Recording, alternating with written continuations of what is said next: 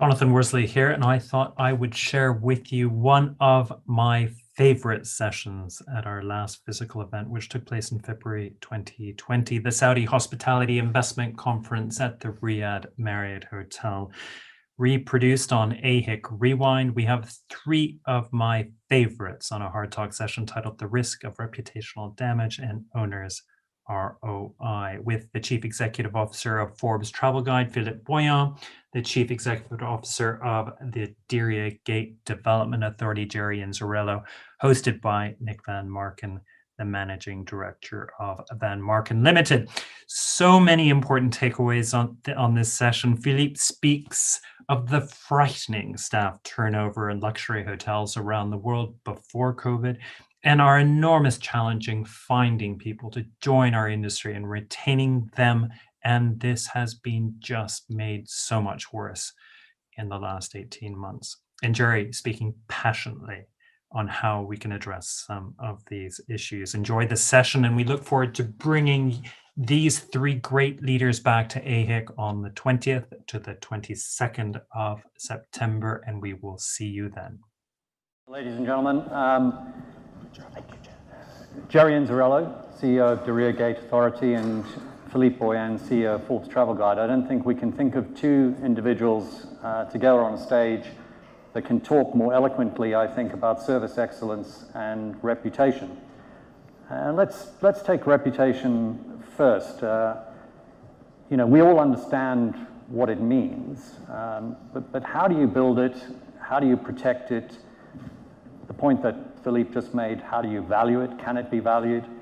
I worked early in my career with an organization by the name of Arthur Andersen.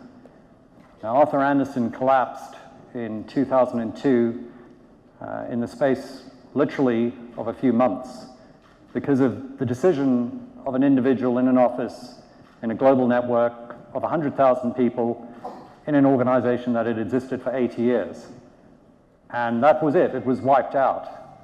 If you worked at Lehman Brothers, you see where I'm going here. Currently, if you look at the news, every day we see news about what's happening at Boeing. Boeing is broadly in the travel and tourism industry. It's a huge organization. We rely on it because we get on planes.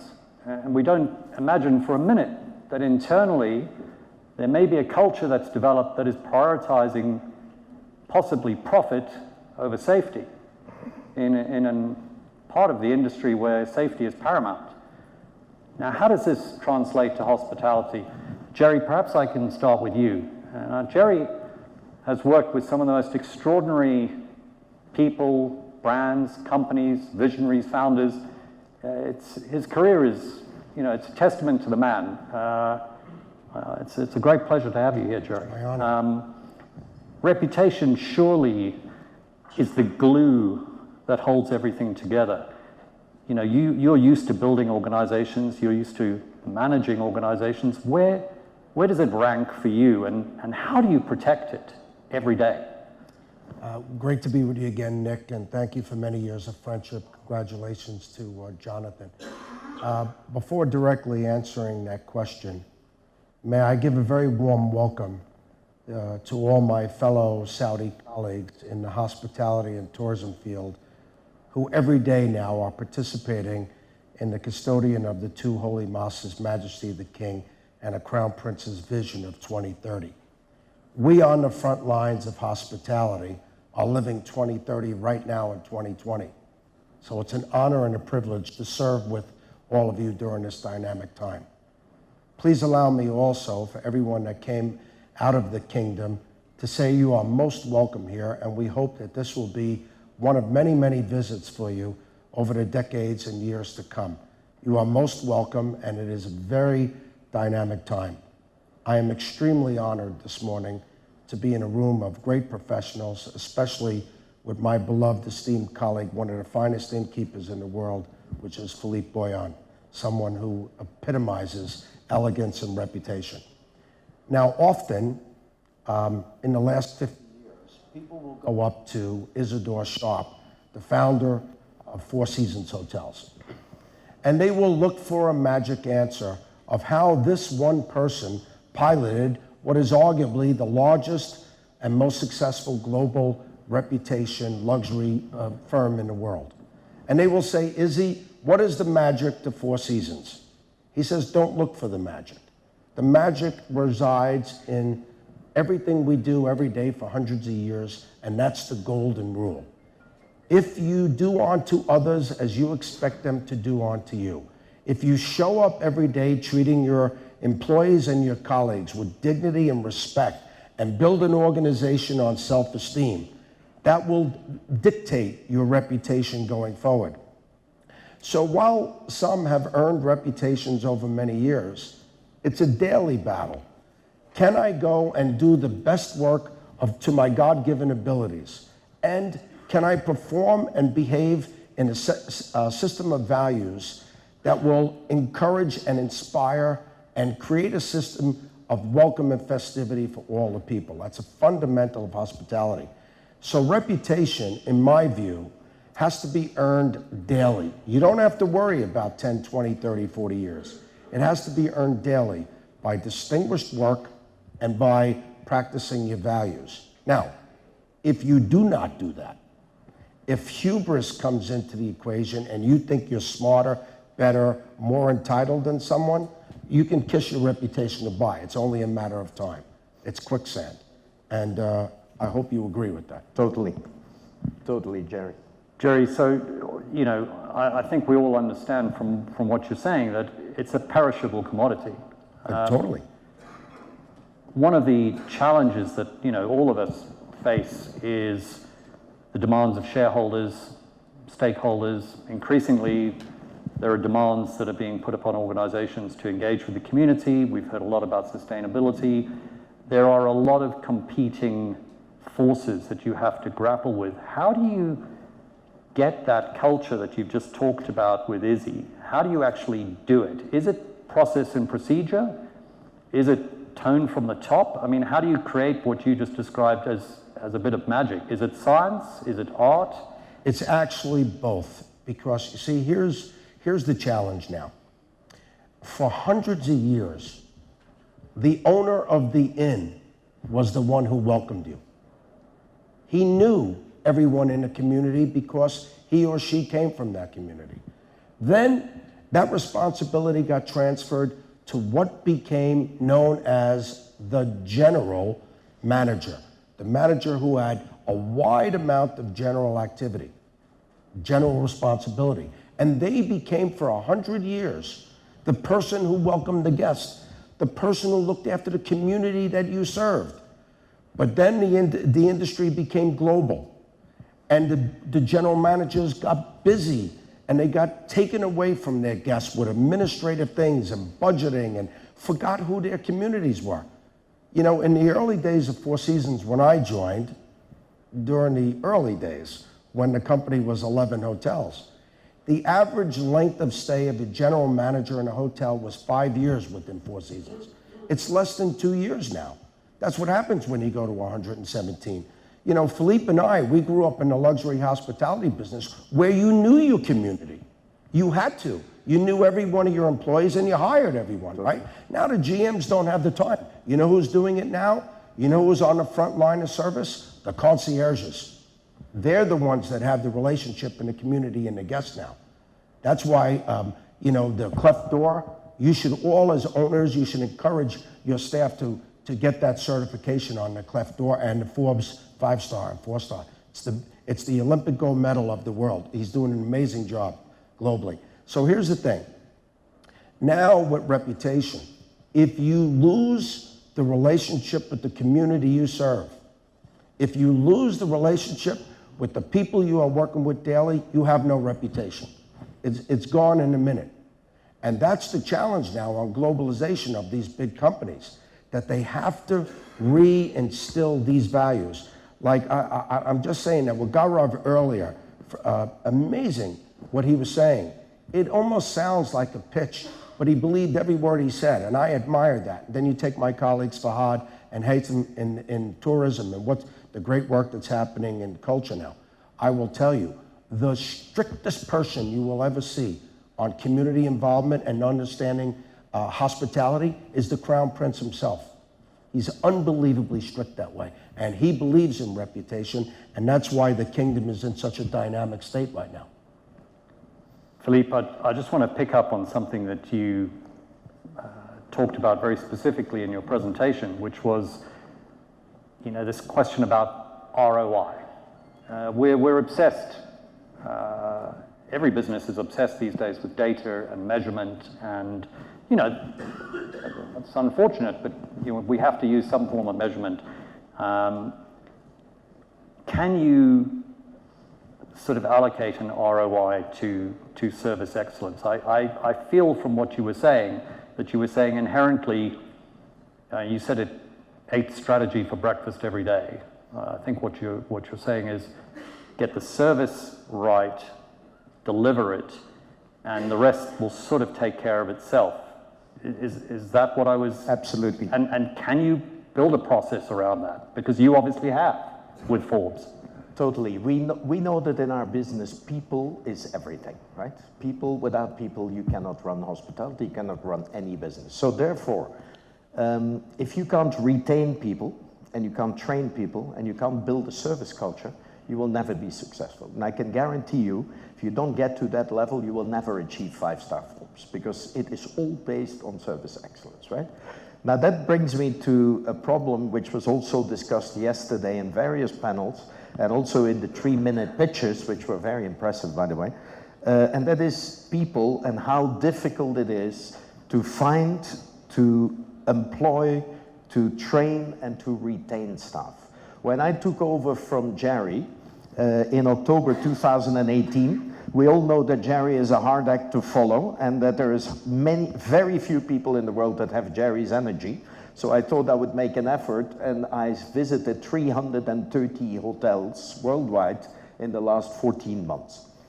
It nearly killed me, but it taught me also a lot.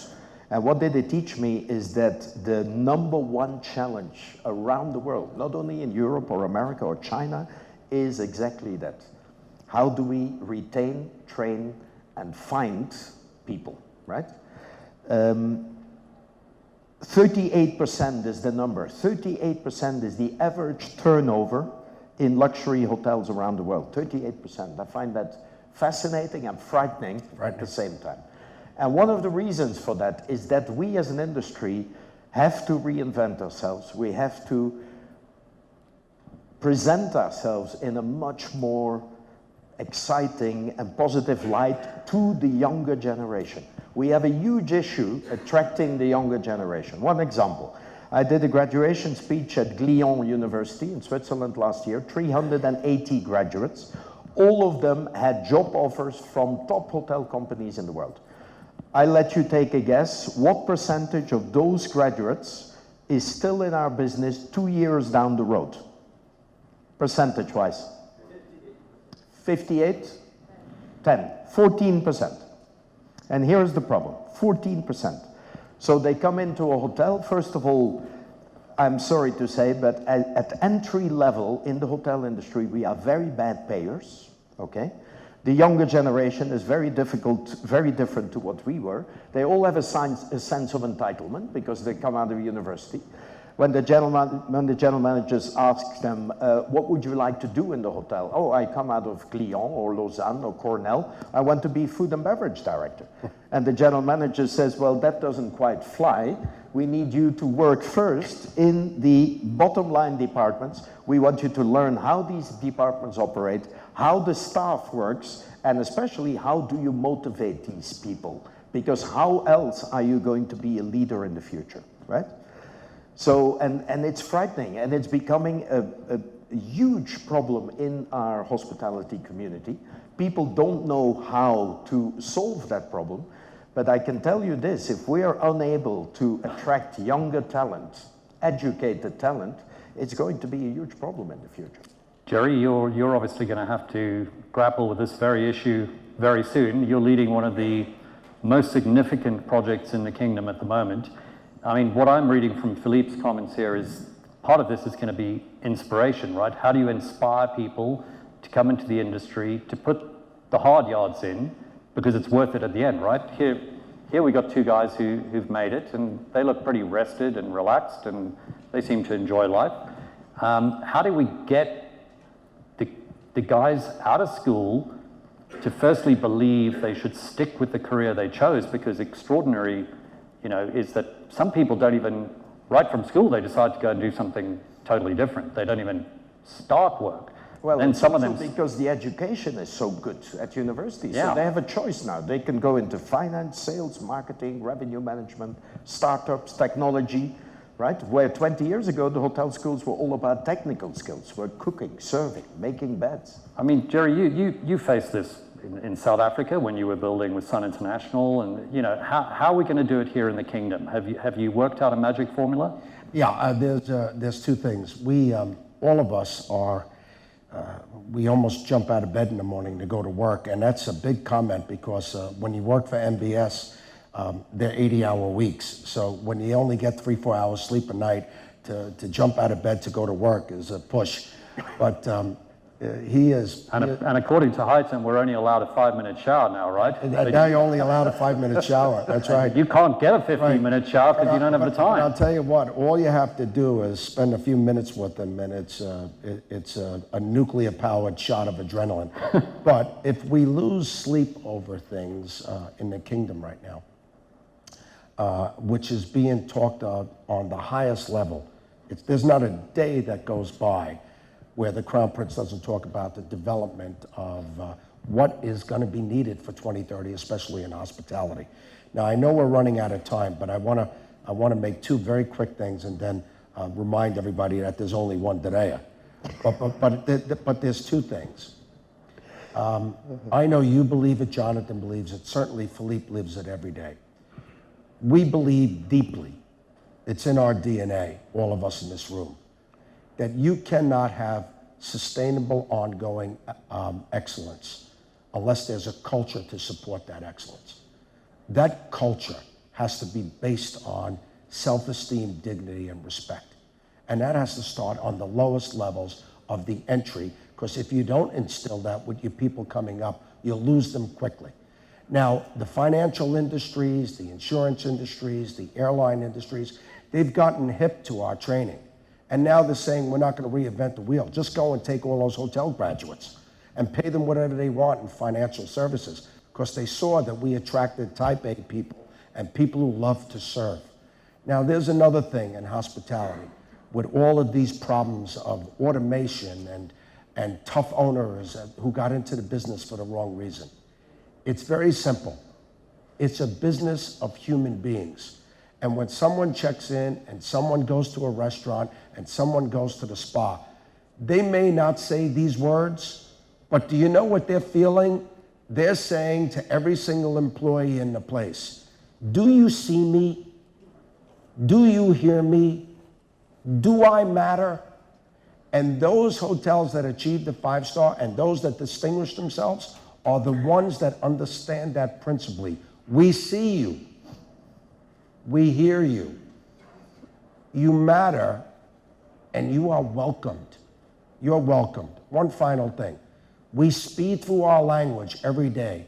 Kids of 8 and kids of 88. In every language, every theology. What's the answer when you say thank you? You do it automatically. What's the answer? You're welcomed, right? Thank you, you're welcome. Slow it down. Slow it down. Thank you. You are welcomed. What's the nicest thing you can tell anybody in the world in any culture? You are welcomed. And in the Kingdom of Saudi Arabia now, you are welcome. But this human resource thing is, now we're going to be employing 55,000 people in Diriyah. We break ground, inshallah, on February 6th. 34 new hotels, 8 museums, right? By the UNESCO World Heritage Site, where the Saudi Kingdom started, Diriyah. Pristine, beautiful, not a theme park. It has to be protected and held with love and reverence, but the people will come. But for all of the CEOs in the kingdom right now, our big job now is development. Thank you. One final thing. We're 306 employees. We're new. We're 500 this year. 83% of our employees are Saudis. 34% of our colleagues are female. 16% of our colleagues, female colleagues, are already in management. 71% of our colleagues have master's degrees. 54% of our colleagues speak 3 languages. 14% of our colleagues are recruited from the community we serve, which is 𝗥𝗲𝗺. You know what that is in 2030? That's 2030 and 2020. This is an exciting time right now. So my final thing is that for all the Saudis in the room that are young in hospitality, that are young and looking at careers in hospitality, please take it from us that have been in this game a long time. Set your dreams high. Aim high. There's no job in this kingdom, including ours, that you couldn't have shortly. The Crown Prince has given us all the resources to invest in every Saudi. Hospitality in this kingdom is going to boom. When people say to me, are they going to come? They are coming. We have to be ready for them and say, you're welcome. So God bless you all. Thank you for having us today. It's a privilege to be with you. And come. I hope everybody comes to see 𝗥𝗲𝗺 and to see today tonight. Well, all that, I mean, I can't possibly follow that up. Ahlan wa sahlan. Jerry, thank you very much. Filip, thank you very much. Ladies and gentlemen. Thank you. Thank you, Jerry. Thank you, Nick. Great pleasure.